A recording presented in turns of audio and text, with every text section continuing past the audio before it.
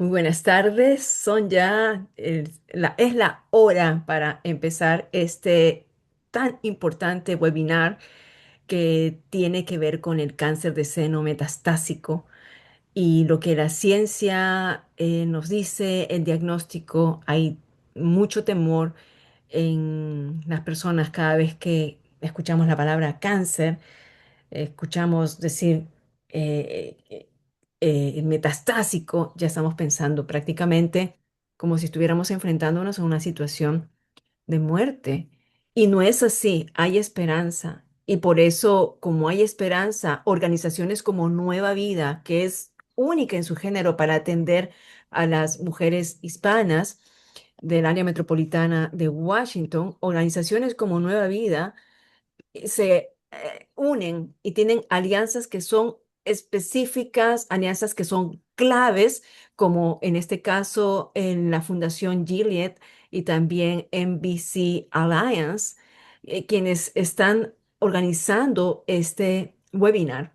Decimos webinar porque es en las redes, digamos, un seminario, un taller, llámelo usted como una plática informativa donde no solamente se va a estar hablando, sino también usted va a estar preguntando y va a tener esa oportunidad de poder saber un poquito más de ello. Vámonos entonces con cuidando, con confianza los recursos de soporte, ayuda para las latinas, juntamente con la alianza MBC-NBC. Webinar Introducción al cáncer de seno metastásico y la ciencia del diagnóstico. Estamos por Zoom y esperemos que se sigan uniendo para que pueda sacar provecho. Déjenme presentarme. Next. Mi nombre es Milagros Meléndez. Yo soy periodista radicada en el área de Washington, D.C., viviendo ya muchos años aquí en esta área de lo que nosotros llamamos el DMV, el área del Distrito de Columbia, Maryland y Virginia. Y conozco de primera mano lo que Nueva Vida hace con la comunidad y las mujeres hispanas. Soy periodista, he trabajado en medios como El Tiempo Latino, parte del Washington Post, Telemundo, NBC, y ahora soy corresponsal para América TV y Canal N, y tengo mi propia multimedia, tengo mi plataforma de multimedia y me interesan mucho los temas sociales en la comunidad. Así que con ese preámbulo quiero dar pase a nuestra invitada especial. Next, nuestra invitada especial es la doctora Aisha Soyano. Soyano, y perdón que le pregunté hace un momento cómo se pronuncia su nombre. Me encanta Aisha, yo le decía Aisha, pero es la doctora Soyano. Ella es profesora asistente del Departamento de Oncología de mama del Centro de Cáncer H. Lee Moffitt y de la Escuela de Medicina del Mortuary College de la Universidad de Florida del Sur. Sus siglas es USF. La doctora Sillana es originaria de Venezuela y recibió su título de médico en la Escuela de Medicina Luis Racetti de la Universidad Central de Venezuela. Completó su residencia en medicina interna en Stewart St. Elizabeth Medical Center en Boston. También siguió estudios en Florida. Luego se unió al Centro de Cáncer Moffitt para concentrarse en el tratamiento de específicamente y la investigación del cáncer de mama. La doctora Soyano es una eminencia en este tema, está interesada en la atención multidisciplinaria de pacientes con cáncer de mama de diferentes edades, etnias, estadios y subtipos. Sus proyectos de investigación están enfocados en el futuro de la oncología relacionada con la medicina personalizada. Le damos pase entonces a la doctora Soyano. Bienvenida sea. Next. Bienvenida, doctora. Gracias, Milagros. Es un placer para mí estar aquí hablándoles el día de hoy de cáncer de mama metastásico. Vamos a poner aquí un segundo. Doctora, perdóneme, pronuncié bien su nombre. Aixa Soyano, sí. Aixa Soyano, ¿ok? Para los que están en el chat, tomen un screenshot, una foto a esta lámina porque usted va a necesitarlo en un futuro o simplemente diga, estuve en un seminario con la doctora Aisha Soyano. Next. Bueno, los objetivos de esta charla van a ser entender qué es el cáncer de mama, qué es el cáncer de mama metastásico, cómo se diagnostica, conocer las principales opciones de tratamiento disponibles. En el tiempo que tenemos y la plática puede ser tan larga que no podemos entrar en tantos detalles, pero sí le voy a dar las opciones generales de los tratamientos disponibles y proveerle su herramienta para comunicarte mejor con tu equipo médico. Vamos a empezar con qué es el cáncer. El cuerpo entero se compone de células y el cáncer puede comenzar cuando hay una multiplicación descontrolada de las células o estas células se alteran y pueden crecer y formar un tumor. El cáncer puede originarse en cualquier parte del cuerpo, en cualquier tejido. Es por esta razón que hay muchos tipos de cáncer. Los cambios en estas células pueden causar, como dije, tumores, pero no todos los tumores son cancerosos, o sea, no todos son malignos. Y cuando estos tumores se están presentando inicialmente, muchas veces, como son pequeños, los pacientes no tienen ningún signo ni ningún síntoma. ¿Qué son las mamas o qué son los senos? Las mamas son un órgano que se encuentra en el tórax, en la pared anterior del tórax, y se componen de tejido, grasa y glándulas. El propósito de las mamas es la lactancia materna cuando las mujeres han terminado su embarazo. La mayoría de los tipos de cáncer de mama se originan en los conductos y en los lobulillos mamarios. Los conductos son esos túbulos que llevan la leche desde los lóbulos donde se produce la leche hasta la areola o el pezón. Pero el tejido mamario también está compuesto de, bueno, hay músculos, los músculos pectorales, grasa y tejidos de soporte también. El cáncer de mama es el cáncer más frecuente en las mujeres en Estados Unidos y a nivel mundial. Y las cifras que tenemos globalmente son que aproximadamente una de cada 8 mujeres en nuestras vidas va a desarrollar cáncer de mama. Como dijimos anteriormente, el cáncer se va a originar cuando esas células saludables o normales de la mama empiezan a cambiar, proliferan sin control y forman una masa o un tumor. Estas células pueden seguir creciendo, reproduciéndose y se pueden propagar o se pueden ir de la mama a otros lugares como los ganglios linfáticos o pueden escaparse también a través de la sangre y llegar a tejidos lejanos como los huesos, el hígado, el pulmón. ¿Cuáles son algunos de los factores de riesgo para desarrollar cáncer de mama? La edad. El cáncer de mama se ve principalmente en mujeres cuando están llegando a la menopausia o han pasado la menopausia. La raza y el origen étnico son importantes también. Aunque las mujeres de raza blanca, de raza caucásica, tienen menos incidencia de cáncer de mama, las mujeres hispanas, las mujeres de raza negra, tienen una incidencia de cáncer de mama que generalmente se encuentra en estadios más avanzados, ya sea porque nosotros como mujeres latinas quizás no nos preocupamos por todos los demás y nos dejamos a nosotras de últimos, o por no saber o no estar pendientes también llevamos al médico cuando ya algo se ha palpado o algo se siente o el paciente se presenta con síntomas.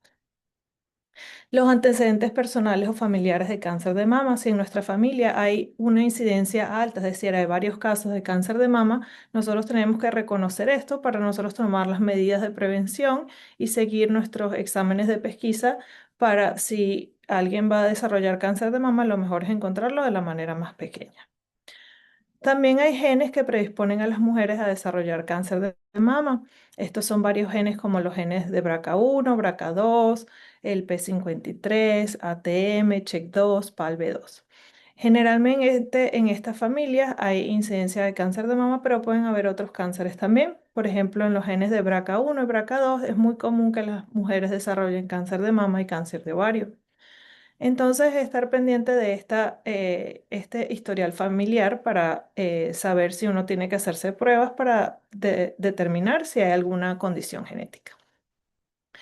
El uso de terapia de reemplazo hormonal prolongado también está asociado con a un aumento de la incidencia de cáncer de mama. Estas son medicinas que se usan durante la menopausia o la perimenopausia para disminuir los síntomas molestosos de la menopausia. Cuando hablamos de uso de terapia de reemplazo hormonal, estamos hablando de años de uso. También tenemos que entender que anteriormente se usaban muchas dosis muy altas de estrógenos o progesteronas para ayudar con estos síntomas y esa no es la terapia moderna que usamos hoy en día. Entonces tampoco tenemos que tener miedo de usar estas medicinas si son necesarias en la perimenopausia, pero tratar de concientizar que esto no se puede usar prolongadamente por años y años y años, sino que tratar de utilizar otros métodos. La exposición a radiación, en este caso lo estamos hablando de radiación médica, de radioterapia. Y eso generalmente se ve en ciertos casos de linfomas que suceden en personas jóvenes, en mujeres jóvenes, en donde necesitan una radiación a la pared torácica y la mama adquiere alguna de esa radiación y estas mujeres pues tienen un alto riesgo de desarrollar cáncer de mama 5, 10, 15 años después de haber estado expuesta a esta radiación. Esta no es la radiación de una radiografía de tórax porque no tengo una neumonía o una tomografía. Y bueno, el estilo de vida también está asociado con un aumento de los casos de cáncer de mama en aquellas mujeres que tienen obesidad o sobrepeso, que tienen poca actividad física y hasta el consumo de alcohol, porque ayuda, el consumo de alcohol puede hacer que haya un aumento de peso, de la actividad física y las células grasas de nuestro cuerpo producen hormonas. Entonces, ese es el factor de riesgo. ¿Cuáles son algunos signos o síntomas del cáncer de mama? Como dije inicialmente, a veces los bultitos son bien pequeños y no se pueden sentir. Es por eso que la mamografía de pesquisa, es muy importante hacerla para tratar de detectar, si uno va a detectar algún cambio, pues lo detecte en los estadios más pequeños. Ahora, a medida que el tumor empieza a aumentar de tamaño, se puede sentir como un bulto, una nudosidad, un hinchazón en la zona del pecho o de los senos. Es posible que el pezón se retraiga hacia la pared, lo que llamamos pezón hundido o retraído. Esto generalmente pasa en tumores cuando están justo detrás del pezón. Por eso es normal que uno tiene que saber cómo son sus pezones, cómo son sus mamas, cómo se sienten, para detectar o reconocer cambios que puedan ser sospechosos.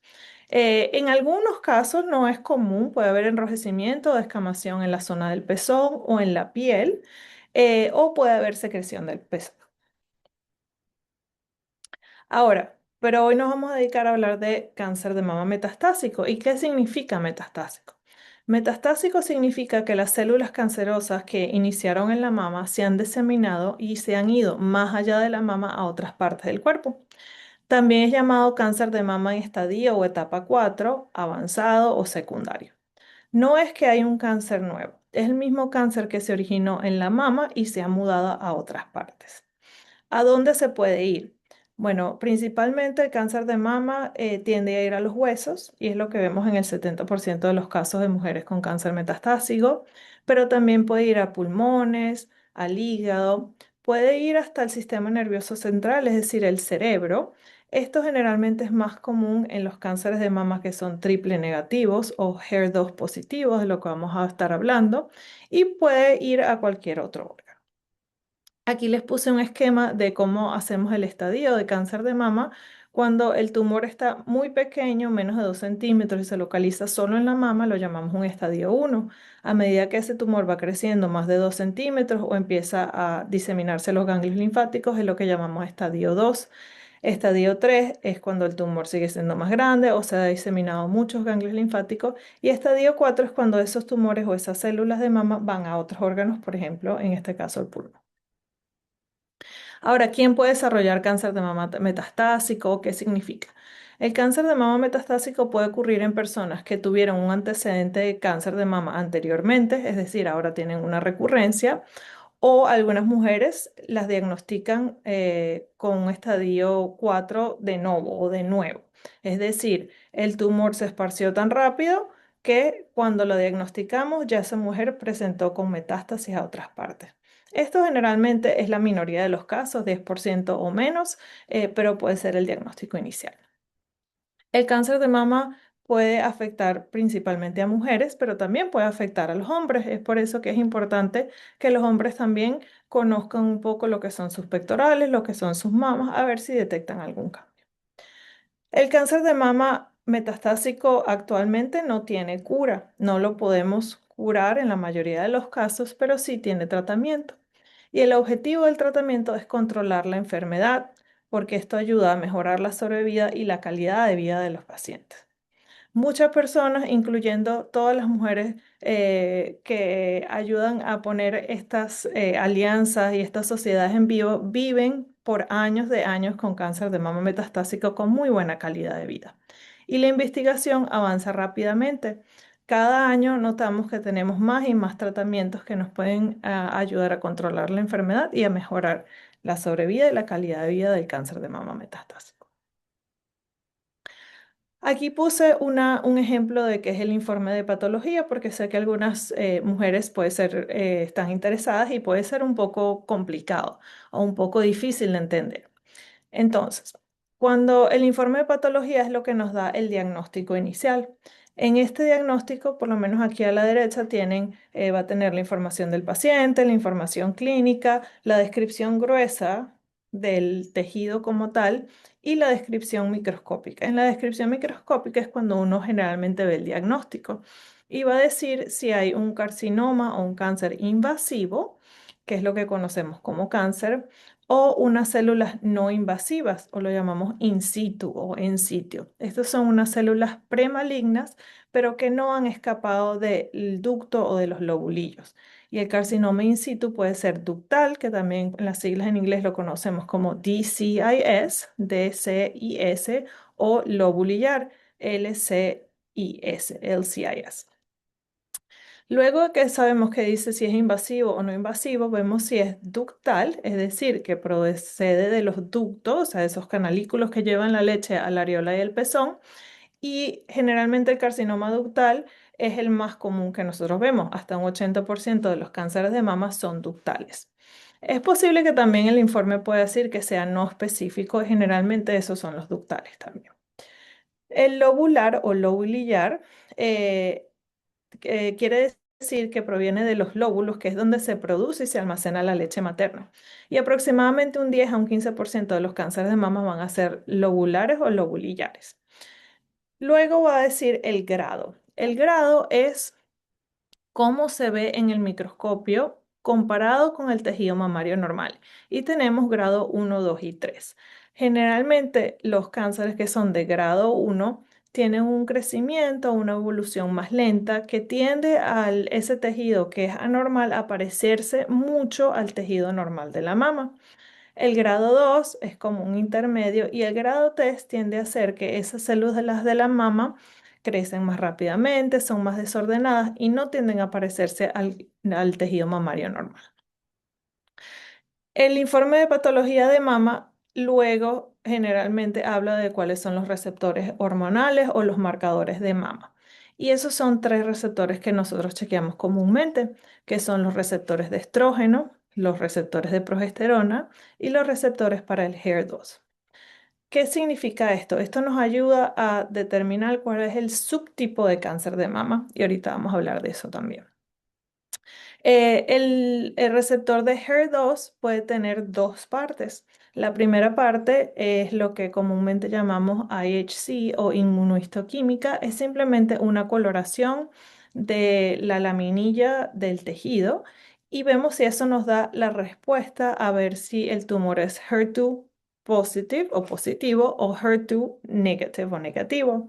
Si es intermedio o equívoco, entonces proceden a hacer otro examen que se llama FISH o DISH, que es de hibridación fluorescente in situ. Es decir, ven la cantidad del gen del HER2 si está presente, amplificado o no en ese tejido.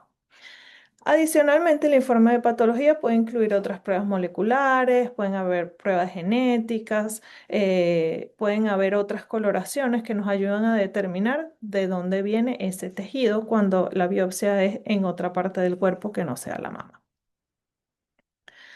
¿Cómo se ¿Cómo se diagnostica el cáncer de mama metastásico? Generalmente siempre tenemos imágenes, ¿verdad? Ya sea una mamografía, un ultrasonido en aquellas mujeres que se presentan con un diagnóstico inicial o ese antecedente que tuvieron un cáncer de mama antes.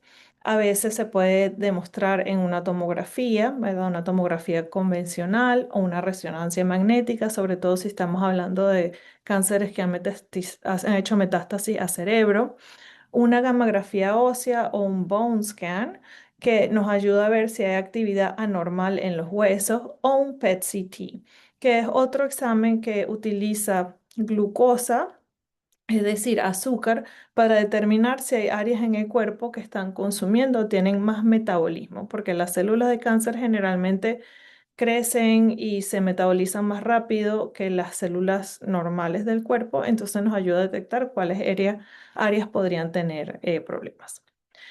Luego que tengamos imágenes o imágenes sospechosas, pues siempre tenemos que tratar de hacer una biopsia del sitio metastásico para confirmar y determinar el subtipo actual. ¿Por qué? En algunos casos de cáncer de mama, alrededor del 10 al 20%, si una mujer tiene un antecedente de cáncer de mama en el pasado y tenía un subtipo, vamos a decir, positivo para los estrógenos, progesterona y negativo para el HER2, y han pasado ciertos años, ya sea a través del tratamiento o han pasado muchísimos años, es posible que las células hayan cambiado y el subtipo de cáncer de mama sea diferente. Entonces, tenemos que saber cuál es el subtipo actual para determinar cuál es el mejor tratamiento para ese subtipo. En algunos casos hacemos análisis de sangre y marcadores tumorales. Los marcadores tumorales en cáncer de mama no son 100% específicos, no son como los marcadores tumorales que usan, por ejemplo, en cáncer de próstata o en cáncer de ovario, en donde sí se correlaciona bien el marcador tumoral con lo que está pasando en la enfermedad. Pero en algunos casos de cáncer de mama sí nos ayuda a determinar pues si hay una buena respuesta al tratamiento o no.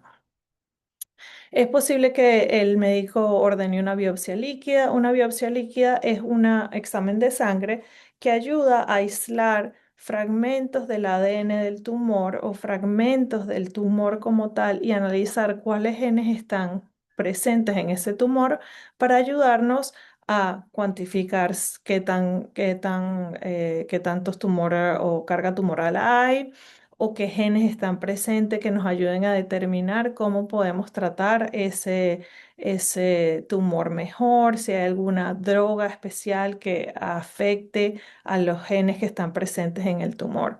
Y el ADN de tumor circulante, es eso que me refiero, es tratar de agarrar un poquito del ADN, es decir, de la carga genética del tumor, para tratar de entender cómo está evolucionando, hay una manera de cuantificarlo, nos ayuda de repente ver si el tratamiento que estamos utilizando es efectivo en disminuir esa carga tumoral o no. Ok, vamos con los subtipos de cáncer de mama. Dijimos que teníamos tres subtipos o tres receptores principales que chequeamos en el informe de patología, los que son el estrógeno, la progesterona y el HER2.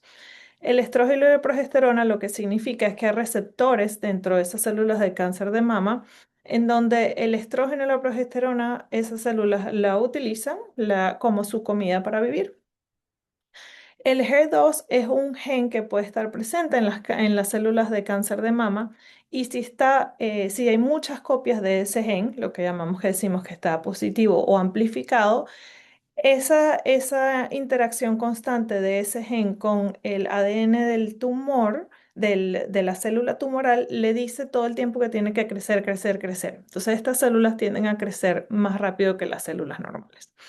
Ahora, si la paciente tiene receptores hormonales positivos, lo llamamos que son positivos para las hormonas. Si el HER2 está positivo, lo llamamos HER2 positivo. Si no lo tiene, lo llamamos HER2 negativo. Si el paciente o el tumor no tiene ninguno de estos tres receptores, es decir, no tiene receptores de estrógeno, progesterona y HER2, todos son negativos, es lo que llamamos el triple negativo. Cuando vemos la distribución de los cánceres de mama, esto es verdad en los Estados Unidos, pero también a nivel mundial, sabemos que aproximadamente 2/3 de las mujeres van a tener cáncer de mama que es positivo para los receptores hormonales y negativo para el HER2. Aproximadamente del 13 al 15% de los casos de cáncer de mama van a ser cánceres de mama triple negativo y el otro 15% van a ser HER2 positivo, ya sea que el HER2 sea positivo para los receptores hormonales o negativo para los receptores hormonales. Ahora vamos a hablar un poco del tratamiento como tal. Cuando hablamos de tratamiento, hablamos que el tratamiento es multidisciplinario. ¿Qué quiere decir esto? Que muchas personas o muchos especialistas toman parte en el tratamiento, en decir cuál es el mejor tratamiento para la paciente. El tratamiento del cáncer en general incluye a médicos oncólogos como yo, que somos los que damos tratamientos sistémicos, es decir, que van a todo el cuerpo, ya sean orales, intravenosos, pero también puede incluir radioterapeutas que pueden dar radiación, cirujanos si es necesario hacer algún tipo de cirugía, pero también hay mucho equipo de soporte, por ejemplo. Tenemos nutricionistas o nutriólogos en nuestro equipo, trabajadores sociales, enfermeras, en fin, mucha gente de muchas disciplinas para ayudar a tratar a la paciente de la mejor manera. También el tratamiento de cáncer de mama metastásico es multifactorial, o sea, no es como que un tratamiento es el mismo para todos. Todo depender de cuán avanzado está el cáncer, ¿verdad? Entonces, de eso hablamos de estadio, si es metastásico, si no es metastásico, si es metastásico, cuántos tumores tiene, si es un solo tumor en un lugar aislado o está diseminado en varias partes del cuerpo. Va a depender de cuál es el historial médico del paciente también. En eso tomamos en cuenta la edad, la condición general de salud del paciente, si el paciente puede tolerar los tratamientos, no puede tolerar los tratamientos, eso es un poco del estado funcional también, ¿no? Si alguien es una persona joven sin ninguna condición médica, independiente, que es saludable, ejercita, pues eso es un buen estado funcional. Si tenemos un paciente es un paciente de repente de la tercera edad, está en cama, quizás esos pacientes no pueden tolerar los mismos tratamientos que el otro paciente. Entonces, todo eso lo tomamos en cuenta. Y el subtipo de cáncer porque estamos tratando de dirigir cuál es el mejor tratamiento y el tratamiento más efectivo para ese cáncer.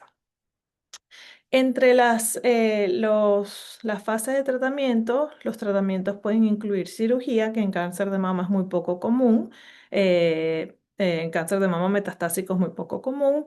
Puede incluir radioterapia, terapia hormonal, terapias dirigidas, quimioterapias, anticuerpos e inmunoterapia. Y les voy a explicar un poquito más de eso.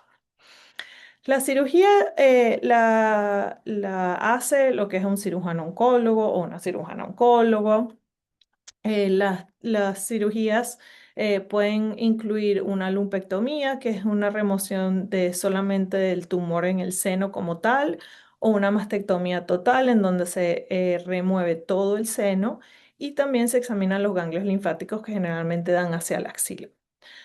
En la cirugía en cáncer de mama metastásico es muy poco común. No se le ofrece a casi ninguno de los pacientes con cáncer de mama metastásico. ¿Por qué? Porque los estudios clínicos no han demostrado que haya una mejoría o un aumento de la sobrevida al realizarse la cirugía. Se han realizado varios estudios a través de los años y al cáncer de mama ser metastásico, es decir, una condición sistémica que afecta a todo el cuerpo, el remover el tumor que está en el seno como tal no ayuda a tratar los tumores que están en las otras partes del cuerpo. Entonces, una cirugía posiblemente puede retrasar el tratamiento sistémico que ayuda a atacar a todas las partes del cuerpo. Pueden haber complicaciones de la cirugía, el paciente le cuesta regresar al tratamiento sistémico otra vez. Entonces, en realidad no hay una buena, un buen cambio al hacer cirugía de mama en cáncer de mama metastásico. Ahora, si una paciente tiene de repente un tumor en la mama que es doloroso o está tratando de protruir, romper la piel, causar una herida, esas son condiciones especiales en donde se puede ofrecer cirugía. La radioterapia es un tratamiento con radiaciones de alto espectro que lo realiza un radiooncólogo o un radioterapeuta. En cáncer de mama metastásico lo llamamos un tratamiento paliativo y lo podemos realizar al seno, igualmente como podemos a veces ofrecer cirugía si hay una herida abierta, un tumor que está tratando de protruir del seno, si hay metástasis en los huesos, metástasis óseas que están causando dolor. En la radioterapia es un tratamiento intenso que ayuda a controlar ese tumor, disminuye el dolor y disminuye la incidencia de fracturas patológicas.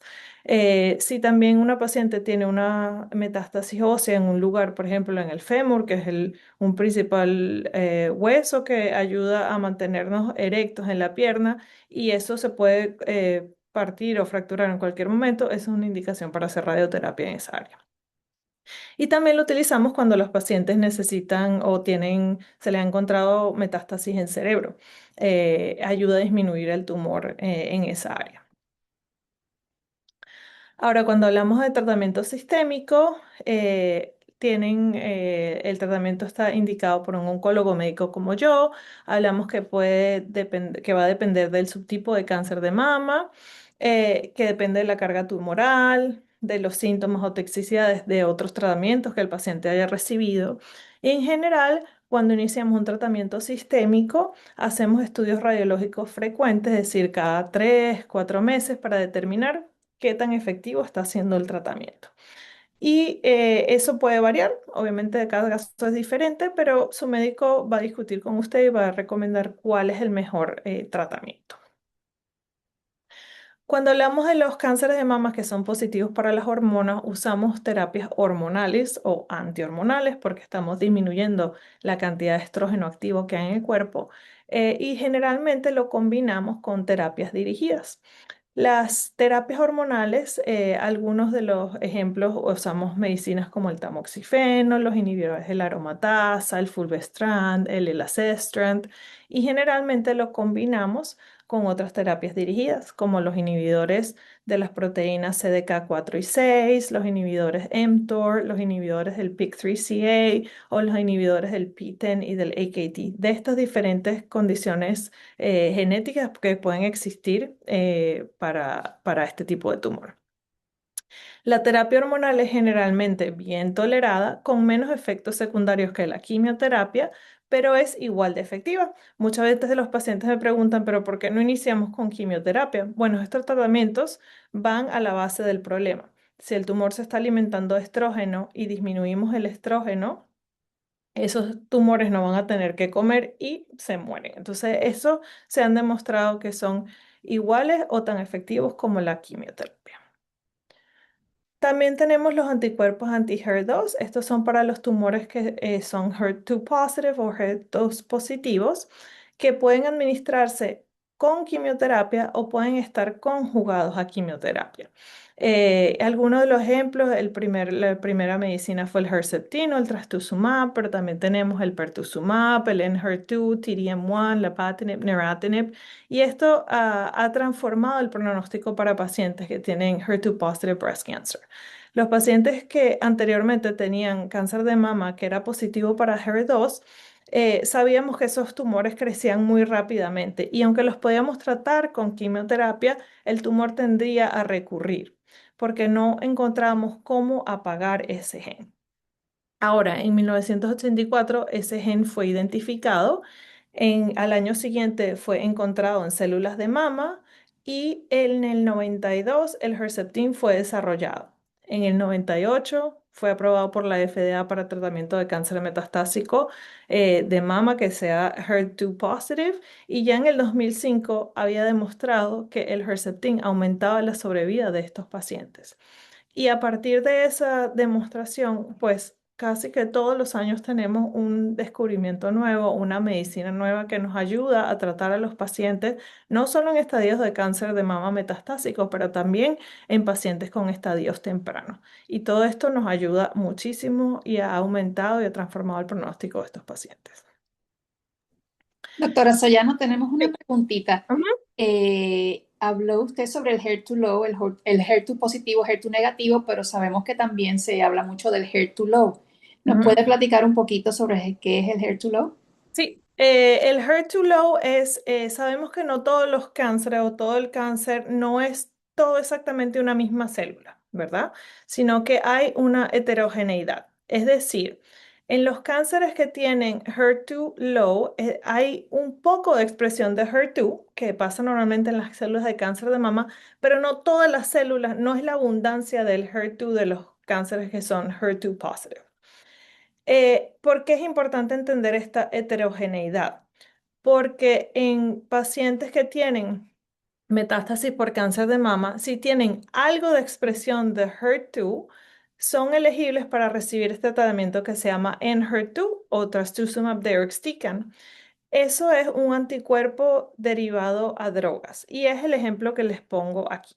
Este tipo de medicina funciona al tener un anticuerpo que se une a su target, ¿verdad? Que es el HER2, y les administra quimioterapia directamente dentro de esa célula. Al unirse la quimioterapia en la célula y destruye la célula por dentro, esa misma quimioterapia sale y puede afectar a las células que están alrededor de esa célula, sean HER2 positives o no. Entonces, eso es lo que se llama un efecto de transeúnte o de bystander. Ujú. Entonces, sabemos que si los pacientes tienen algo de expresión de HER2, aunque son técnicamente considerados HER2 negativos, se pueden beneficiar del uso de esta medicina. Doctora Soyano, sí, justamente una de las participantes pregunta sobre ello y ampliando un poquito más sobre el HER2, dice si es posible cambiar el subtipo, o sea que es frecuente. Eh, Cuando hablamos del cambio del subtipo, hay dos cosas. Uno es por ejemplo, en el diagnóstico inicial. Si una paciente, cuando hablamos inicialmente, si una paciente tenía una recurrencia y han pasado muchos años desde su último tratamiento, es posible que haya un cambio del subtipo. Esto generalmente pasa en el 10 o 15% de las mujeres. Mm. Ahora, en relación al HER2, de ser negativo, negativo, low o ultra low o positivo. Nosotros los oncólogos sabemos que siempre va a haber algo de expresión de HER2.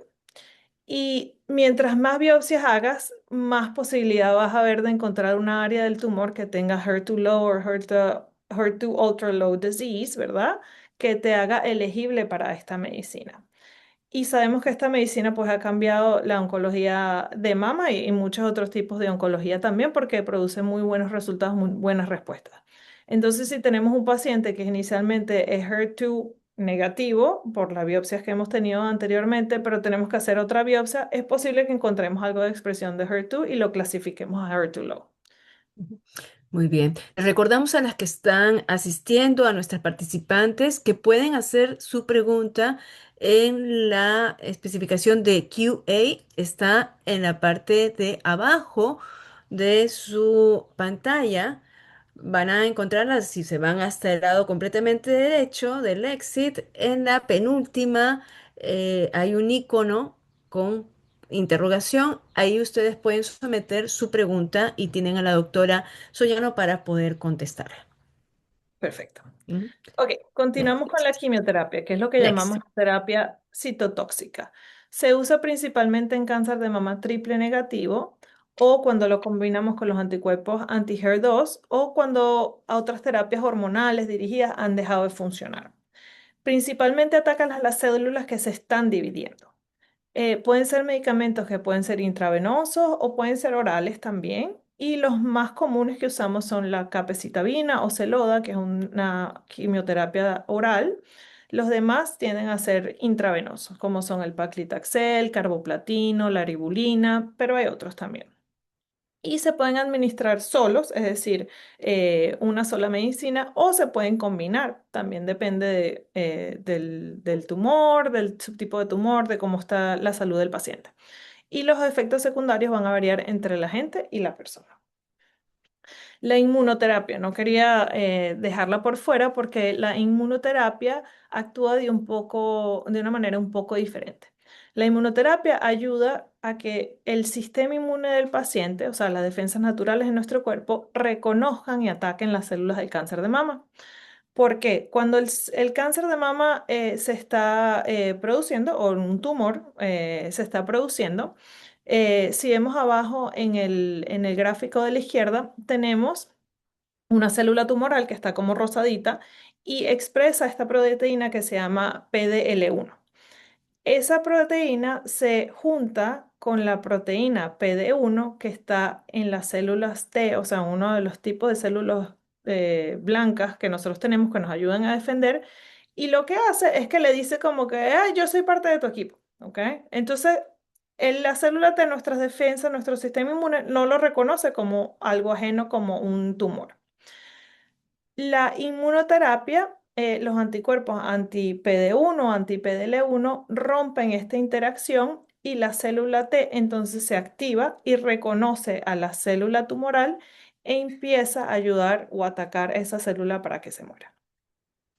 En cáncer de mama metastásico, el pembrolizumab, que el nombre comercial es Keytruda, es la única inmunoterapia que está aprobada actualmente para cáncer de mama triple negativo y se utiliza en combinación con quimioterapia. O sea, ellos actúan juntos. Pero estos pacientes tienen que tener el PDL1 positivo, o sea, tienen que tener esta expresión para que la medicina actúe mejor. Un poquito, hoy vamos a hablar solo rápidamente de los cuidados paliativos, el hospicio. Los cuidados paliativos son cuidados médicos para ayudar al paciente a sentirse mejor, a que tenga menos síntomas, menos dolor. No se utilizan solo para el final de la vida, son tratamientos que se pueden ayudar o se pueden dar al mismo tiempo que sea el tratamiento oncológico. Ayudan a mejorar la calidad de vida y pueden prolongar la vida. En algunos estudios se han demostrado, si el paciente se siente mejor, pues obviamente está, es más factible que continúe con su tratamiento. El hospicio es un tipo de cuidado cuando la enfermedad está más avanzada, ya sea que los tratamientos no son efectivos, el paciente está muy débil, en donde el enfoque es dar comodidad, buena calidad de vida al paciente, ya sea el tiempo que nos quede. Ninguno de nosotros sabemos cuánto nos va a quedar aquí, pero si tenemos una expectativa de vida de aproximadamente 6 meses o menos, sabemos que esos pacientes también son candidatos al hospicio. No es que el paciente tenga que estar súper débil, pero también los pacientes tienen su autonomía y si no quieren continuar con el tratamiento, pues tratamos de hacerlos que se sientan mejor el tiempo que nos queda. Y un poquito acerca de los ensayos clínicos, pues los ensayos clínicos son estudios de investigación que hacemos con el propósito de evaluar una intervención médica, como un medicamento nuevo, un procedimiento o incluso dispositivos médicos. Y nos ayuda a estudiar si un tratamiento o una combinación de tratamientos es más eficaz o tiene menos efectos secundarios que el tratamiento estándar. Entonces, se han hecho por muchísimos años, ¿verdad? Y son lo que han propiciado los descubrimientos y mejorado la prevención, la detección y el tratamiento del cáncer. Hay diferentes tipos de ensayos clínicos, no todo es de tratamiento, hay ensayos clínicos de prevención, de detección temprana, de tratamiento y de calidad de vida también. Y son importantes porque ayudan a mejorar o impulsar el avance de la ciencia, aumentan los conocimientos, ayudan a descubrir medicinas nuevas y a progresar, simplemente. Ahora, cuando alguien vive con cáncer de mama metastásico, ¿qué tenemos que hacer o Ah, cuáles son las a cosas ver, que... doctora Soyano, está muy, muy interesante lo que está diciendo y queremos seguir invitando a nuestras participantes a que hagan las preguntas correspondientes para luego nosotros así poder digerir todo esto, ¿verdad? Hay varias preguntas que pueden surgir de aquí, como los síntomas primarios que nosotros debemos prestarle atención, el papel que juega en la primera cita las preguntas que debería hacerse al el paciente en su primera cita, después del diagnóstico y otras más. perdón la interrupción, pero es que es tan rico lo que está diciendo, tenemos un tesoro en la mano en este momento con una persona que trabaja en ello desde hace mucho tiempo y que está específica y es hispana de una de las organizaciones más prominentes, entonces no quiero que se desaproveche esa oportunidad y que no tengamos temor de preguntar. Pueden ir, ustedes ven en su pantalla la parte de abajo, hagan clic porque de repente no la ven si es que no hacen clic, hagan clic, allá ven un signo de interrogación que dice Q/A. Ahí pueden hacer su pregunta. Así que, por favor, perdón la interrupción. Ya, tranquila. Entonces, bueno, unas láminas como para hablar de qué es vivir con cáncer de mama metastásico, como decía Milagros, o sea, qué tenemos que preguntar en esa primera cita. Entonces, lo más importante, pues, es tener una buena comunicación con su equipo médico. ¿Cuáles son algunas preguntas claves? Bueno, ya hablamos de cuál es el subtipo, porque el subtipo va a determinar cuál es el mejor tratamiento. A veces, podría causar frustración que uno va a la cita con el oncólogo y todavía no le dan un tratamiento. Quizás es que todavía estamos esperando respuestas de algunos exámenes o hay que hacer algunos exámenes.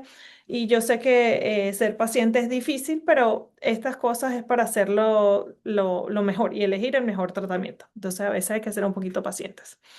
¿Cuáles son las opciones de tratamiento? Porque puede ser que haya más de una. Y si hay ensayos clínicos disponibles, porque uno nunca sabe qué otros tratamientos que se les puedan ofrecer. Lleva siempre a alguien que sea de confianza, ¿verdad? Que sea tu segundo set de oídos para que te ayude a hacer preguntas o si uno no entendió algo, bueno, otra persona lo entiende de otra manera. Nosotros los oncólogos hablamos de muchas opciones de tratamiento. Imagínense, tenemos que dar el diagnóstico, cuáles son las posibles opciones de tratamiento, cuáles son los efectos secundarios y entre toda la ansiedad y toda la información, pues es difícil, eso se ha demostrado, es difícil, pues entenderlo todo, ¿no? Y captar todo. La mayoría de los pacientes, incluso en algunos estudios dicen que entienden o retienen el 10% o menos de la información que uno les da. Entonces, por eso también es importante lleve una libreta con preguntas, las anotas antes o las anotas después, o si puede grabar, hay que pedir siempre permiso, si hay algo clave que uno quiere grabar o anotar, eso es importante. También sabemos que no somos, el médico oncólogo no es el único especialista, entonces también pedir referidos a si hay alguien que sea un psicooncólogo o algún terapeuta que ayude a esa parte, nutriólogos, nutricionistas, dietistas, trabajadores sociales que nos den muchas más herramientas de cómo procesar esta información y ser lo más saludables para enfrentarnos a este tratamiento. También preguntar sobre el apoyo financiero. Desafortunadamente, el cáncer es una enfermedad que es bien costosa. Las medicinas para el cáncer tienden a ser costosas también, pero todas las compañías farmacéuticas o diferentes asociaciones ayudan con programas de asistencia, ya sea a los copagos de las medicinas como tal. Hay organizaciones sin fines de lucro que también ayudan quizás ayudar a el costo de los bills médicos o incluso de los recibos y los pagos que sean de cosas no médicos para uno poder financieramente estar en una buena situación y que no cause eso una extra ansiedad.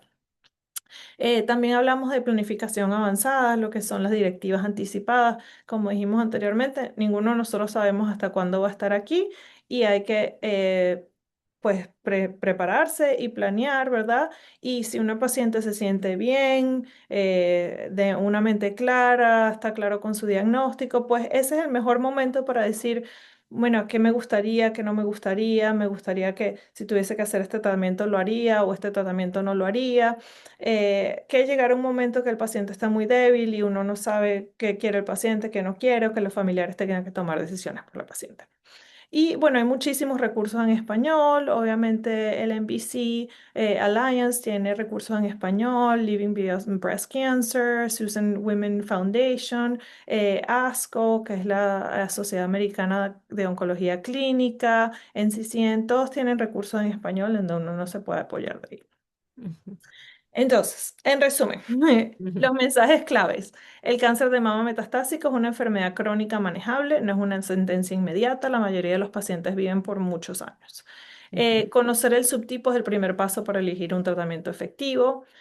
Todos los pacientes tienen derecho a buscar una segunda opinión y participar en las decisiones de su tratamiento, incluyendo ensayos clínicos. Yo como médico oncólogo les puedo decir, ningún oncólogo se ofende por que su paciente vaya a buscar a una segunda opinión, ya sea para un ensayo clínico o saber que está en el tratamiento adecuado. Y ujú, que no estamos solos, que hay una comunidad y un equipo médico que nos acompaña y una sociedad que es lo máximo porque no es algo que es raro, ¿verdad? Es algo que desafortunadamente es común conocer que alguien tenga cáncer o que alguien haya recibido un tratamiento de cáncer y ser comunidad es la mejor experiencia. ujú. Y bueno, vamos a la parte de preguntas. Así es, vamos a la parte de preguntas, pero estamos hablando precisamente de que hay una comunidad y parte de esa comunidad es Nueva Vida que se está aliando precisamente con la alianza NBC Alliance y está teniendo esos partnerships para poder usted informarse y poder estar un poco donde dice el saber es poder. Hay unas preguntas, hay varias preguntas por aquí para hacer. Una que nos viene desde email dice que he escuchado que podemos prevenir el cáncer si solo ingerimos ciertos alimentos. ¿Qué hay de cierto en esto, doctora? Nuestra participante quiere que nos explique un poco más sobre ello. Sabemos que, bueno, la dieta es una parte importante de un estilo de vida saludable que ayuda a disminuir muchos tipos de enfermedades.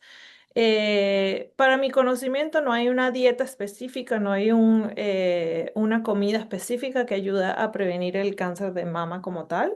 Sabemos que es importante tener una variedad, ¿verdad? Variedad que incluye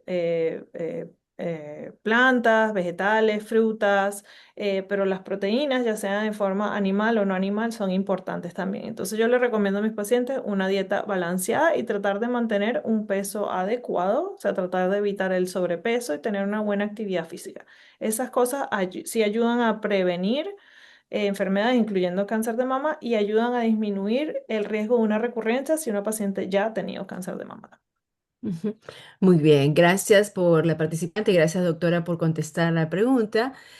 Hay otra participante que nos dice como anónima, dice que ¿qué opinas de ajustar las dosis cuando, cuando se puede preguntar gracias? O sea, ¿qué opinas si le preguntan a uno para ajustar las dosis y ella misma tiene otra pregunta que después no sé si tiene relación? Déjeme hacer las dos preguntas, doctora, y Ok. vamos a ver si hay relación. Primero, dice, ¿cuándo se debe hacer el examen de biomarcadores? ¿Al principio o cuántas veces después? Si Ujú, es una buena idea para los que tienen el lobular. ujú. Son, Generalmente los marcadores, los marcadores, los receptores de estrógeno, progesterona, HER2, lo hacemos en todas las biopsias. O sea, si el paciente vamos a ver, nos diagnosticamos hoy mm, y hicimos una biopsia, esa biopsia contiene los marcadores. Si en el futuro necesitamos otra biopsia, generalmente a esas biopsias también le hacemos los marcadores. ujú, No es que hay que hacerlo cada vez que haya progresión de la enfermedad, depende del estatus del paciente, cómo ha progresado, pero generalmente cada biopsia que uno hace debería tratar de hacerle los marcadores. A veces no es posible, a veces si hay muy poco tumor no le pueden hacer estas pruebas extras, uno no lo puede hacer, pero tratar de hacerlos en cada biopsia que necesite. ujú. Muy bien. La siguiente pregunta que se están realizando es precisamente sobre eso, ¿no? Que, ¿qué opinas de ajustar las dosis cuando se puede preguntar? ¿Y cuándo se puede preguntar? Ujú. Depende, generalmente cuando uno le da un tratamiento a un paciente, ¿verdad? Y va a las citas de control, pues uno examina, bueno, cuáles efectos secundarios tiene el paciente relacionado con el tratamiento. Uno como oncólogo siempre está preguntando si alguien tiene, por ejemplo, diarrea, cuántas veces al día tienes diarrea, qué haces para la diarrea, es controlable con el tratamiento de soporte o no. o cuáles son los exámenes de laboratorio que se presenta ese paciente ese día para determinar si es necesario una reducción o sí, una reducción de la dosis del tratamiento. Si uno puede preguntar como paciente en cualquier momento. Uno siempre trata de mantener la dosis que sea considerado más efectiva, pero acuérdense que esto no es una carrera, es un maratón, ¿verdad? Entonces, tenemos que tratar de equilibrar que podemos con los tratamientos de soporte mantener una buena calidad de vida y tratar de no disminuir las dosis a lo mínimo, tratar de mantener una dosis efectiva. Me encanta esa analogía, no es una carrera, es un maratón. Se tiene que llegar a una meta a paso no apresurado, a la medida de cada quien. Marta Barreno nos explica, dice, hablo del ensayo clínico, he leído que lo hacen en hombres, ¿por qué si no somos, por qué lo hacen en hombre? ¿Por qué si no somos iguales acaso? Nos pregunta. Eh, el, bueno, obviamente la mayoría de los ensayos clínicos de cáncer de mama, la mayoría de los pacientes son mujeres.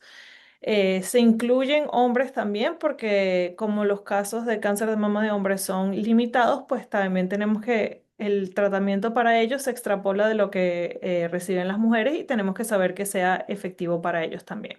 Ujú, Es lo mismo que, o sea, tratamos de hacer que todo el mundo participe. Es lo mismo nosotros como mujeres latinas, como mujeres hispanas. Si nosotros no participamos en ensayos clínicos, no sabemos si un tratamiento, una droga, un sistema nuevo va a ser efectivo de la misma manera en mujeres hispanas si nosotros no participamos. ujú. Entonces, Muy es importante que haya una diversidad de razas y de inclusión. Muy bien, importantísimo lo que está diciendo. Tenemos dos preguntas más y nos quedan 3 minutos para poder seguir respondiendo a sus inquietudes. Emilia Zapata, gracias Emilia por participar. ¿Qué tanto influye el estrés para iniciar un cáncer? Bueno, el manejo del estrés es importante también en la parte de ser una persona saludable, ¿verdad? Porque el estrés, la ansiedad, aumenta los niveles de cortisol en el cuerpo. Esto puede hacer que no nos sintamos bien, que disminuya la actividad física, que aumente el sobrepeso. Entonces, es una parte importante también de saber a manejar, de tratar de disminuir los niveles de estrés para que uno se sienta mejor también, pero ayuda a disminuir esas cosas que son quizás un poco tóxicas para nuestro cuerpo. Ujú. Muy bien, gracias. Pilar Zapatier, gracias Pilar por participar. Nos pregunta, le pregunta a usted directamente, doctora, ¿qué se puede hacer en caso que no se siga el tratamiento de la metástasis de hueso ex- XGVA? Es Exacto. ex. Esos son tratamientos que son de soporte también cuando los pacientes tienen metástasis en hueso. Estos son medicinas que ayudan a fortificar o a solidificar el hueso para que esté más resistente. Yo se lo explico a mis pacientes de esta manera. Si uno tiene un tumor en el hueso y hace un tratamiento, vamos a decir, con quimioterapia, terapias orales y ayuda a disminuir el tumor en esa área, se queda como un hueco, ¿verdad? Entonces, estos tratamientos lo que ayudan es a solidificar y a reponer el hueso perdido en esa área.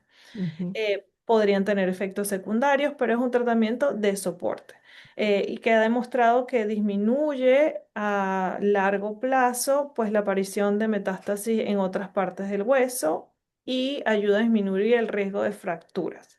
mm, Entonces, es un tratamiento importante, pero todos los pacientes, bueno, tienen la potestad de decidir qué tratamientos quieren y qué tratamientos no quieren. ujú. Bien, creo que esta es la última pregunta, nos queda un minuto y un poquito más. Gabriela Smith dice, en octubre del año pasado me detectaron unos nódulos muy pequeños en el pulmón. Estaba en tratamiento con anastrozol después de un tumor grande en mama y fue grado 3 hormonal. Y ahora solo me están tratando con capecitabina. ¿Ese tratamiento es correcto, doctora? Es difícil saber, pues sin saber todo el historial médico, pero el anastrozol es un tratamiento para el cáncer de mama hormonal y la capecitabina o el Xeloda sí es un tratamiento que se utiliza en cáncer de mama metastásico. No sé si esos nódulos que detectaron en pulmón los hicieron biopsia, no les hicieron biopsia, solo los están monitoreando. Esa parte no te puedo ayudar. Muy bien, yo creo que esa es la última pregunta con Gabriel Smith. Muchísimas gracias a todos los que han participado en este seminario, doctora. Usted realmente ha dado una cátedra aquí de una manera sencilla para poder explicar. Dice, muchas gracias por este webinar, nos dicen las personas. Gracias por acompañarnos. Ha sido un placer estar con ustedes en Cuidando con Confianza. Support Care, que viene con la asociación, la alianza NBC. Marca tu calendario para nuestro próximo seminario. Márcalo, tómale foto, hazle un clic. Tómale una foto ahora mismo, 21 de julio de 2026 a la 1 de la tarde con la doctora Filipa Lince. Vamos a tener nuestro próximo seminario y ver todos los seminarios en este website que sale WBCA Alliance, wbcalliance.org/speaker series. Mejor, hazle un screenshot, toma una foto y guárdalo. Muchísimas gracias por participar, doctora Soyano. Muchas gracias. He aprendido muchísimo con usted y vamos a poder a estar en contacto. Estate atento a estos próximos seminarios. Gracias. Gracias.